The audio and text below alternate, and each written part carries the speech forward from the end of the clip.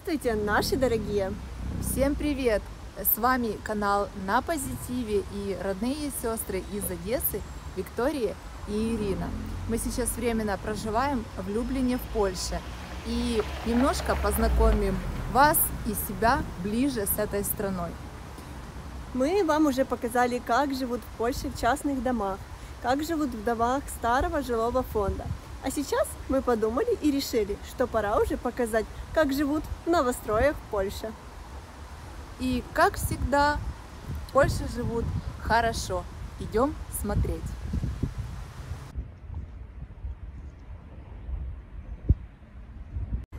Самое главное, первое, что бросается в глаза, это то, что в городе Люблине не нарушается этажность историческая, то есть дома не строятся выше 5-7 этажей, новые. У нас в Одессе в последнее время строят очень высокие многоэтажки, 25-30 этажей.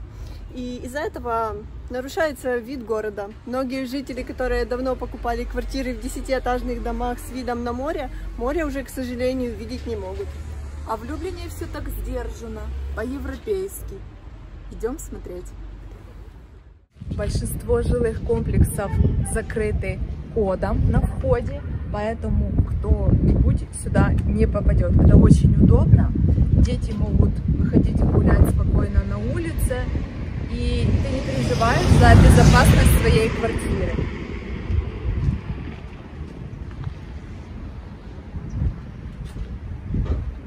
Вот еще один из примеров небольших жилых комплексов в Люблине. Мне еще нравится, что есть тут место, именно в этом комплексе место для велосипедов. В некоторых комплексах мы вам покажем, велосипеды стоят на балконах, а тут очень удобно. Все на улице. Все продумано. Да, продумано.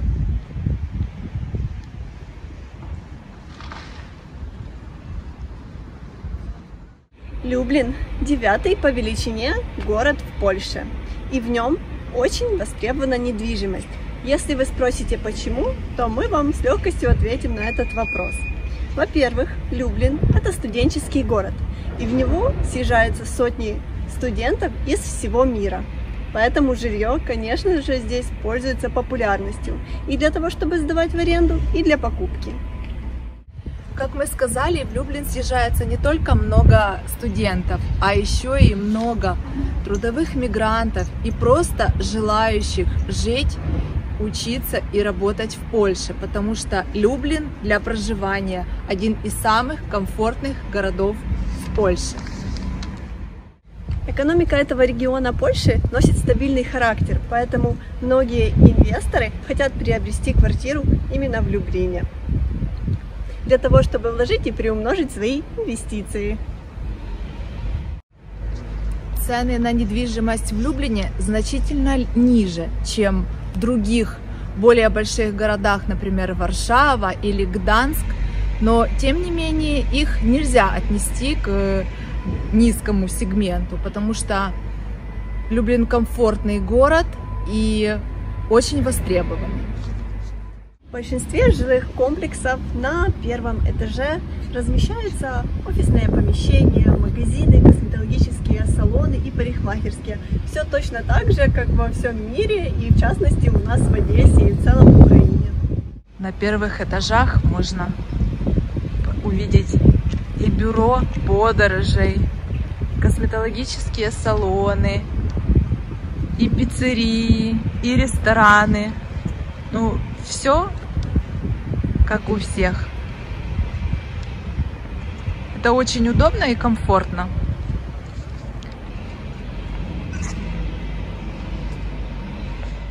А еще мы заметили, что очень удобно для мам. Почти в каждом таком новострое, даже небольшом жилом комплексе, есть детский садик. И через 5-10 метров и мама, и ребенок уже дома. Это очень удобно. Идем посмотрим.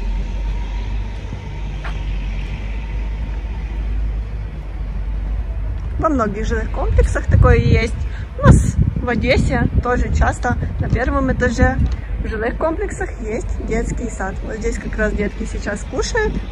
Мы не будем их снимать. Пожелаем им смачного.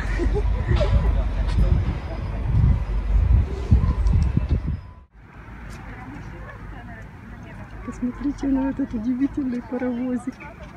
Какая красота. Детский сад. Польша. Люблин.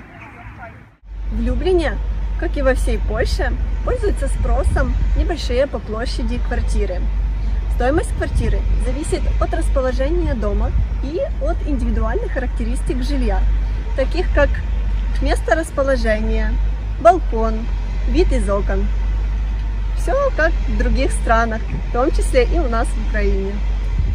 Естественно, больше всего ценятся в Люблине новострои, которые расположены ближе к центру города. И начальная цена на них начинается примерно от 1600 евро. Чем меньше площадь вашей квартиры, тем дороже квадратный метр в ней. И понятно почему. Потому что маленькие квартиры, как я уже сказала, пользуются большим спросом, чем большие. Сейчас, прогуливаясь между такими новыми жилыми комплексами, мы нашли новый дом, который строится с такими высокими красивыми кранами. Котлован уже вырыли, уже арматуру повязали. В общем, кто-то через год, может быть максимум полтора, будет иметь новое мешкання. Сейчас мы подходим к дому, который строится с котлована. Вот стоит кран. А вот, собственно, и начало строительства дома. Мы уверены, что здесь соблюдаются все технологии согласно европейским стандартам. Здесь у застройщиков все строго. Вот здесь можно посмотреть весь процесс строительства. Сегодня нету работников, поэтому можно подходить, смотреть и никому не мешать. Стандарты европейские, а музыка на стройке играет русская и украинская. А сейчас мы с вами зашли в один из таких новостроев посмотреть, как он выглядит внутри. Выход на лестницу, почтовые ящики, проход к лифту.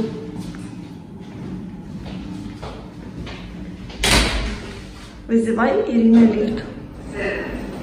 Мы вошли в стандартный для новостроя в Люблине лифт. В принципе, он ничем не отличается от лифтов в наших новых жилых домах.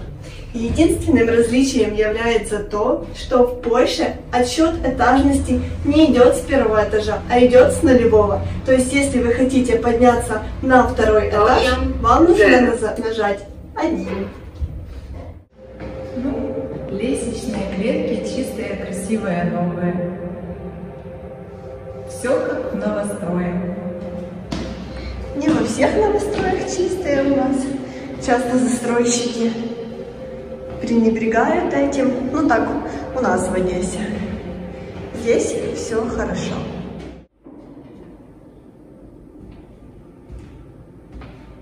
Хорошо. Нам безумно нравится, в какое бы помещение ты ни зашел, в какой дом ни зашел, везде чисто, независимо от того, жилой дом новый или со старого фонда. Обратите внимание, это щитовые с коммуникациями, со счетчиками, ну я так понимаю, у нас в Одессе такое в жилых домах есть. Только посмотрите, насколько оно качественно сделано, потому что я жила в новом доме в Одессе, и я знаю, как застройщики сдают, в каком ужасном состоянии вот такие вот щитовые. Вот здесь вот облазит штукатурка, все обсыпается, двери не закрываются. Посмотрите, это как шкаф у тебя дома. Все чисто, аккуратно и выполнено очень качественно. Очень удобно, что и в лифте, и в парадных есть большие зеркала. Вы можете поправить все, что вам надо, и идти дальше. Пойдем. Идем посмотрим, как там.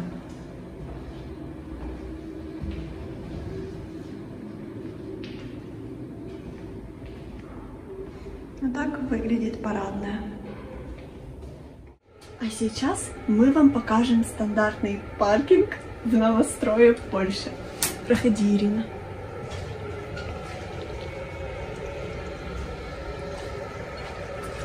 Роверы, велосипеды, машины разметка, так же чисто, как и в доме. Все комфортно и самое главное, очень удобный въезд. Нам повезло, сейчас, наверное, жители этого дома на работе, поэтому мы можем его показать без машин. В паркинге чисто, удобно, светло и тепло, потому что в Одессе, когда началась война и мы прятались в паркингах, у нас было очень холодно. А здесь такая хорошая изоляция, теплоизоляция. Тут можно, я уверена, и зимой греться приходить. Вентиляция вот. Ну и естественно, есть кладовки в паркинге, куда можно вынести весь хлам.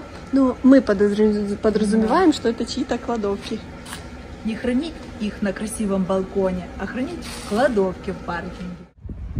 На территории комплекса не одна детская площадка, а целых 4.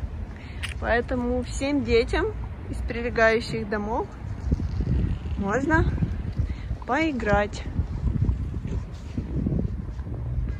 Смотрите, песочница, качели, все есть. А вон еще одна детская площадка.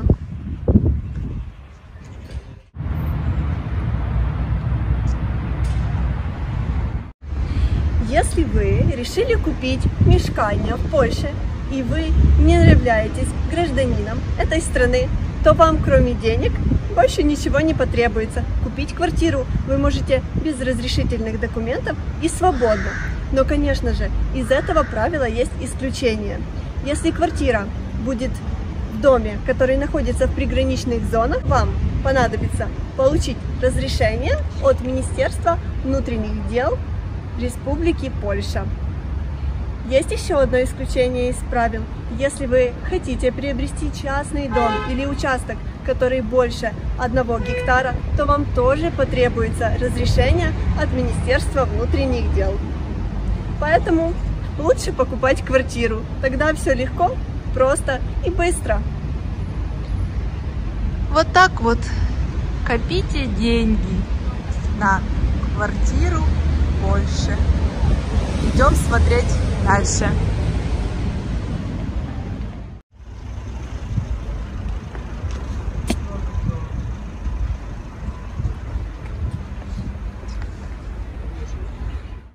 Основная часть квартир уже из котлована выкуплена.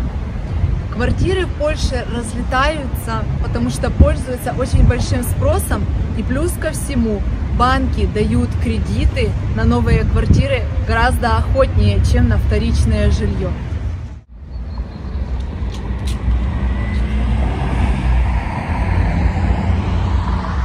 Еще очень удобно из использования в новых домах, так это вот такие закрытые мусорные контейнеры. У каждого хозяина квартиры есть ключ. Тут нету мусора вокруг, не роются бездомные, все чисто, культурно и компактно.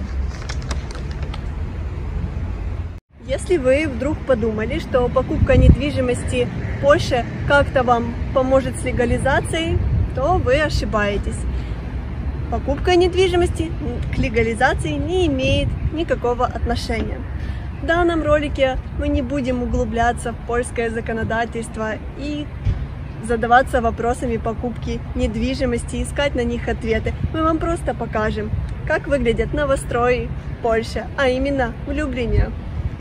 С вами зайдем во двор нового жилого комплекса.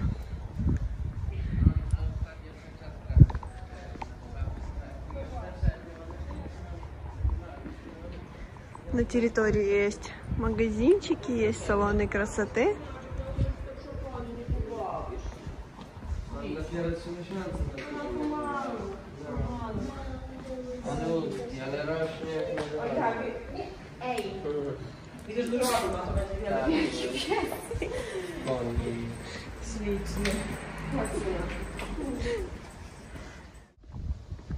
А вот и она, песочница, качели.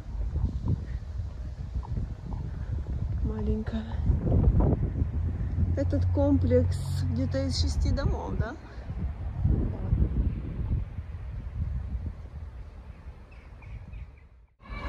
снимали новострои в Польше и нашли машину какого-то нашего соседа, который относится к Одесской области и непосредственно к Одессе. Так приятно, за 1000 километров есть кто-то такой же, как и мы. Новый гражданин Польши на пару месяцев. Гуляя по жилому комплексу в Люблине, у нас такое хорошее настроение, как будто мы себе уже купили здесь мешкання. Каждый житель не только новых жилых комплексов, но и старых пытается украсить свой балкон с помощью цветов. И это в общем виде смотрится просто восхитительно.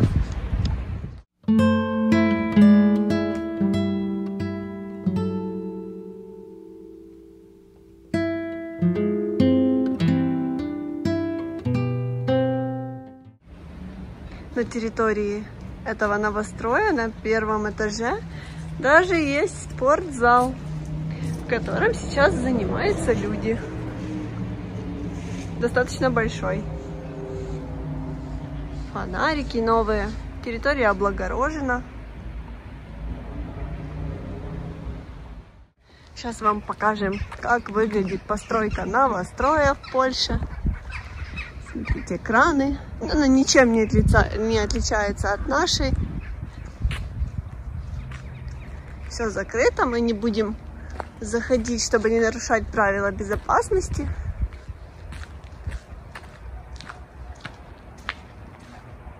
Вот, собственно, так выглядит стройка новостроя. Техника стоит. Ну, чуть-чуточку зайдем. Покажем вам. Скоро здесь будет новый, красивый, малоэтажный новострой. В Польше дома строятся достаточно быстро, мы уже это заметили, и сдаются в сроки, которые прописаны в договоре с минимальным опозданием. Застройщики стараются успеть.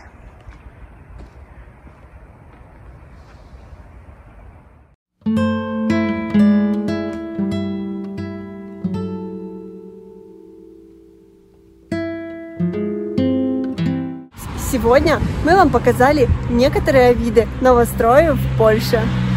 Надеемся, они вам очень понравились, и вы будете собирать много-много денег себе на красивое новое мешкання. Спасибо вам, что были с нами. А когда будете собирать деньги, всегда оставайтесь на позитиве. До видения. До побачення. И как всегда, бузячки. Муа.